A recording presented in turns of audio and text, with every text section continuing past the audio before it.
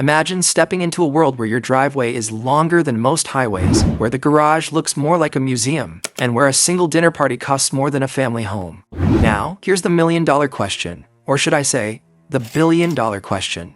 Who lives bigger, the American billionaires or the Middle Eastern royals and tycoons?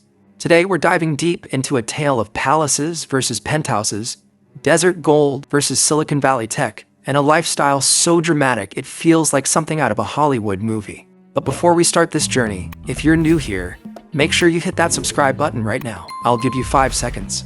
Go ahead. If you subscribed, comment down below, "I'm subscribed," so I can welcome you personally to the community. Alright, let's dive in. When it comes to the homes of billionaires, the difference is like night and day. In America, billionaires are known for sprawling mansions tucked away in the green hills of California, beachfront villas in Miami, and towering glass castles in New York. Think of houses where walls disappear into sliding glass, infinity pools blend into the horizon, and home theaters feel bigger than some local cinemas. But in the Middle East, homes aren't just homes, they're palaces. Picture marble floors polished so bright they reflect chandeliers dripping with crystals, gardens in the desert blooming like hidden oases where fountains dance under the Arabian moonlight. Some of these estates are so massive that you'd need a golf cart just to get from one end to another. Where an American billionaire might build a smart house with voice-controlled everything, a Middle Eastern magnate builds a palace that looks like it belongs in a fairy tale, with domes, arches, and gold so shiny you'd swear it was made for kings. It's like comparing a luxury yacht to a Royal Navy ship. Both float, but one is simply grander in scale. Now, let's roll into the garages. An American billionaire might have a lineup of Teslas, Lamborghinis, Ferraris, and maybe even a vintage classic or two. Their garages look like showrooms designed by car enthusiasts with a taste for speed and style. But Middle Eastern billionaires, their garages are legendary. Imagine a collection where cars aren't just bought, they're custom-built. Rolls-Royce interiors stitched with gold thread, Bugattis wrapped in diamond dust paint, or SUVs modified to roar across desert dunes like beasts in the wild. It's not just transportation, it's prestige on wheels. If American garages are art galleries, Middle Eastern garages are entire museums of horsepower. And billionaires don't just drive, they fly. American billionaires often own sleek private jets designed for efficiency and speed, whisking them from coast to coast in hours. Some even own their own runways because waiting in line at an airport is simply not part of the script. In the Middle East, private jets aren't just jets, they're flying palaces.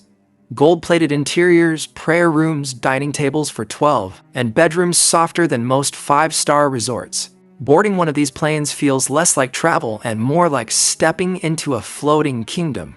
And when it comes to yachts, American billionaires float on mega yachts that look like Bond villain lairs. Middle Eastern magnates, their yachts are so massive they resemble floating cities, with helipads stacked like layers on a wedding cake. Now, what about how they spend their time? American billionaires often invest in experiences. Think owning basketball teams, private islands in the Caribbean, or throwing parties in the Hamptons that last until sunrise. Their luxury often feels like a blockbuster movie, flashy, bold, and headline-grabbing. Middle Eastern billionaires, however, often lean into tradition mixed with grandeur. Falconry with birds worth hundreds of thousands of dollars. Desert safaris where the camps look more like luxury hotels. Camel races where the stakes are so high they rival international horse derbies. It's not just wealth, it's culture expressed through wealth.